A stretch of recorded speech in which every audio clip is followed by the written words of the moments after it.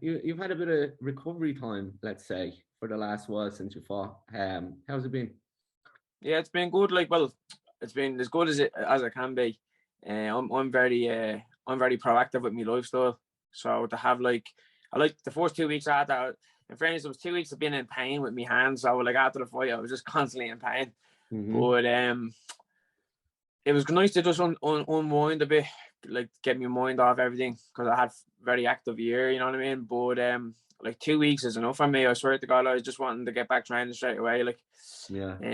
I don't like sitting around. That I feel like when I'm sitting around all the time not training, I've just turned into a different person. That's just it's not the person who I aspire to be. We'll say, you know what I mean. So it's just laziness sets in, and then it's like anything. It's hard to kick the habits once you're kind of falling in back into the pattern. But luckily, I've been I kept on the ball. I kept doing strength and conditioning, and like running. You know what I mean? All the basic things, footwork, boxing, all that stuff like that. I mean, shadow boxing and stuff. But just to keep me kind of going through the motions and not like still put me body through some form of technique. Obviously blended in with like obviously strength training and power explosion and all that stuff. But other than that, then I was just patiently waiting to get back into training. Like I'm at the dipping the toe back in last week, dipped it in again this week, just doing grappling rounds. So at the minute I'm actually all right. You know what I mean? No pains or anything like that. So I'm obviously gonna hold back on the strike and don't want any impact damage, like affecting the thumb or whatever it may be. I just want to kind of build up a bit more strength around my shoulder, my arm, and all that stuff. Kind of do the behind the scenes work so that when I'm back, I'm level across and all the shoulders on me and not having imbalances or anything like that, and I'm powerful everywhere. So until then, it's going to keep doing this, tapping away, easing in, and then when I can come back proper, then I'll be back as usual, like, you know what I mean, business as usual. Yeah, man. And obviously now you have a lot to look forward to, and hopefully we get more information on everything that's going to go on in 2023. Let's take it back to the fight, bro. PFL. I obviously haven't had a chance to talk to you in a while. Tell me first how everything came about, and then we'll move into the big night that you had with them, because it was a very impressive night. Yeah, so I actually knew about that fight before me fight in Malta. Well, I knew I had to win the fight in Malta to get on that. You know what I mean? That was basically the gist of it. So I went out, blitzed him as in the best way I could. You know what I mean? Took very little damage, if not none. Actually hurt myself. I injured my own thumb from punching the cage. Well, I learned my lesson there. But yeah, so I won that fight, and then it just came into fruition then.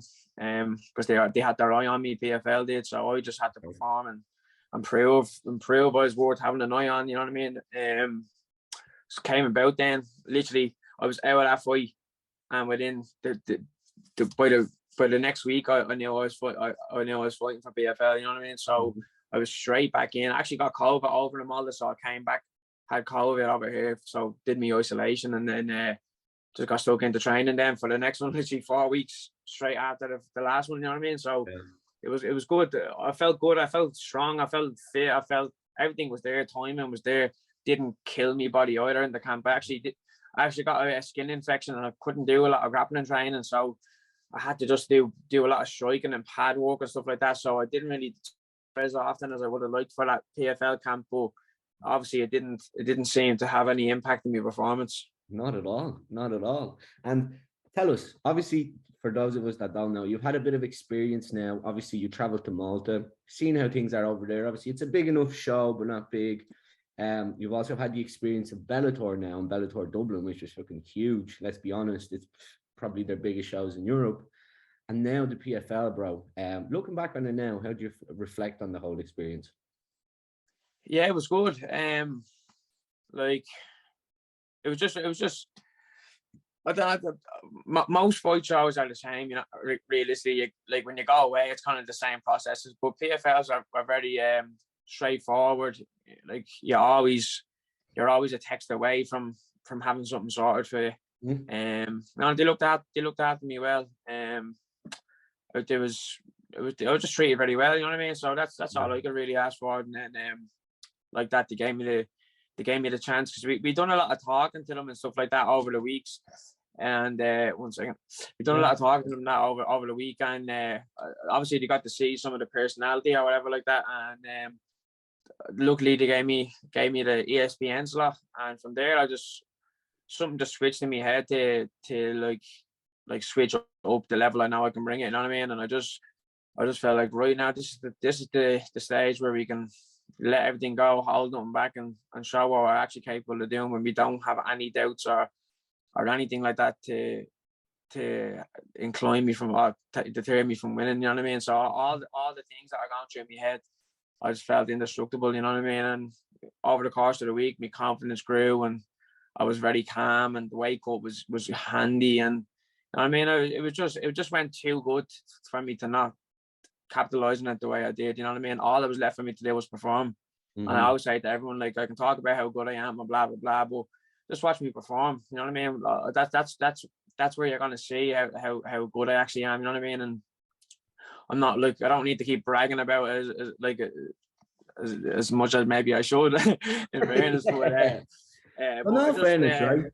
You've never been much of a bragger, and I know that you're starting to come out of your shell a lot more in the last couple of months and this year alone. But you have to look at it from the perspective, like, you're starting to climb up in the places that matter. So when you are in those places that matter, how do you capitalize on the moment? And it's not like you're doing anything negative. It's not like you're popular for negative stuff. Yeah. When you're popular for finishes, having a bit of banter and having that Irish charisma, like, nobody can fall for that. You know what I mean? It's good. Like, one of the best things I swear to God for me was before the fight.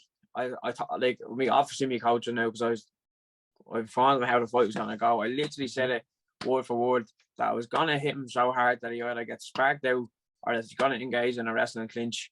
Yeah. I did it exactly. I goes, when he comes in, I'm gonna either take him down, jiu-jitsu, whatever it may be. Yeah. I did it word for word in the warm-up, did it step for step the exact same way 10 minutes before the fight. You know what I mean?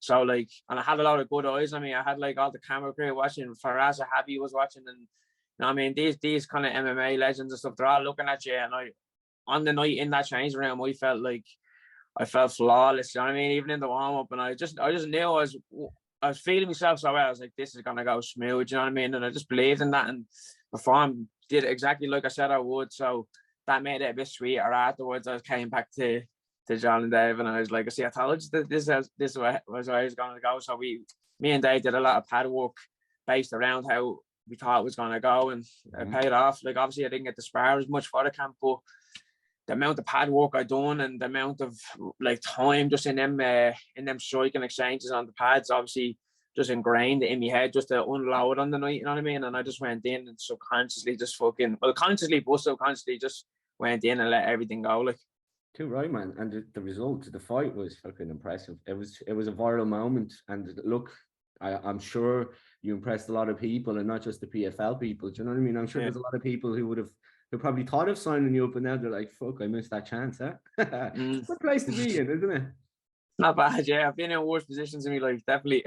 Yeah, man. And listen, this is why I asked you, because the first time we spoke, like, you know, you knew what was going on. You knew you had a plan in place, but at the same time, you're like, look, I'm taking these one fight at a time. Whatever happens, happens. And it happened. So here we are. But listen, what I wanted to ask you, obviously there was a lot of self-reflection when this was going on, and you can hear it from you saying that you thought a lot in the moment what you were going to do when, you know, everything came to fruition. But was there any moment where you're sitting in that dressing room and you're like, I'm going to be on ESPN. I'm going to come in here, guns blazing. Like, only 2-3 years ago, I was sitting at home, I still had my job, still fucking doing everyday normal shit. And now I'm going to be extraordinary. Yeah, like I said, man, some people obviously, they might go on there, hear they're on ESPN, and they go panic and get nervous and fuck, like, that's that. If you fail in front of a lot of people. And I was just like, I was like, when they gave to me, I was like, you know what, I deserve this. I was like, I was doing big at it. I was like, yeah, I deserve this one. I mean, I was like, I deserve to be on that slot. And in my head, I was like, I'm gonna perform, like, I'm gonna perform in a way that makes them go, yeah, look, we picked the right one for this. You know what I mean? So that's what I wanted to do. I wanted to, like, they took the gamble and putting us as the first fight at the main card. So I was like, in my head, I was like, if you're going to put the gamble in on me, I'm going to perform to the best of it. And so it was a gamble worth taking, you know what I mean? And I did that, and I came out like a mad thing as well. I came out like fucking, like I was having a scrap on the road. Like, don't know, I didn't give a shit. I just ran at him, but I ended up having to compose myself a bit before I ended up obviously switching back on again and getting in a good rhythm. But yeah, just obviously that ESPN thing was playing in my mind, and I went in and just started swinging. But at least I got some attention, as you said. Yeah, it's like, I'll tell you a little story, right? Because obviously this is about you, but the first time I ever signed for media credentials for PFL, when we were doing the virtual media, that it was the first show last year. Whoever set up everything forgot to not show our video. So we were on ESPN, mate, and I had lost my two at the time. They asked me a question, so I'm just sitting on the chair. First time ever being on ESPN tooless, asking questions. I was like, oh, Jesus Christ, what am I doing? All the times, like. Yeah.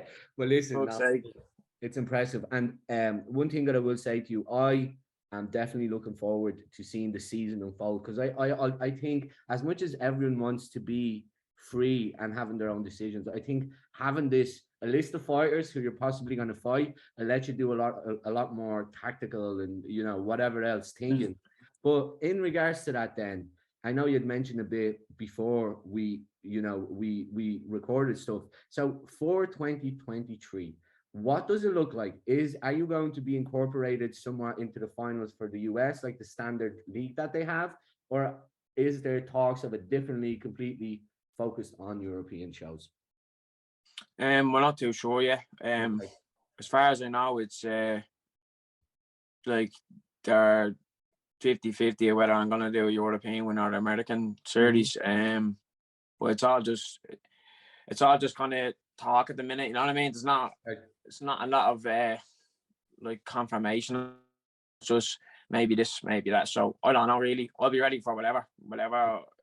I don't care. Like, once I have fights and I'm consistently fighting, you know what I mean? I don't really care per se. Like obviously it'd be nice to get straight into the US one, but I don't mind having a bit more experience before it, and like winning the European one to get into that wouldn't bother me either. That'd be a good challenge as well. Yeah. But for either or, I'll be ready to do whatever, you know what I mean? Like I said, I'm just in the process of healing now. I'm still keeping active. I'm still keeping the body functioning and powerful and everything that goes with it. So when I'm fully healed and I'm back training, I'll be ready for it whenever they kind of say or whatever, you know what I mean? So like that, just stay ready so you don't have to get ready, you know what I mean? I love it, the little one. Are you keeping an eye out on the PFL thing? Do you see they signed your man Shane Burgess and Raish? They're going to be they're fighting at featherweight. That's it. Like it's creating more attention, this PFL now. You know what I mean?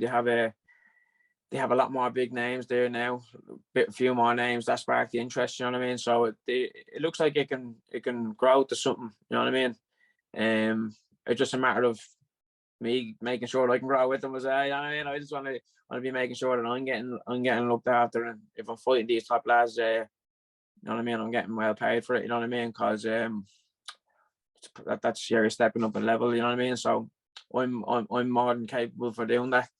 And I just know inside me, I'm like, if I work hard enough, I can do it. You know what I mean? And I have been working hard. It's all I've ever dreamed of being, was just a champion. You know what I mean? So whatever I was doing, you know what I mean? So or whatever promotion or whatever it was. So I'm have my foot on the ground here now, and it's just about me making good impressions, one step at a time, every step of the way.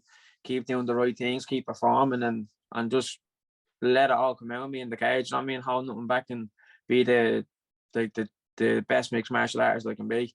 I'm still not quite there yet. Yeah, you know what I mean? I like to think I'm always an unfinished product there. So I'm just gonna keep leveling up now for the next few months, and then when it's time to go, I'll go. Yeah.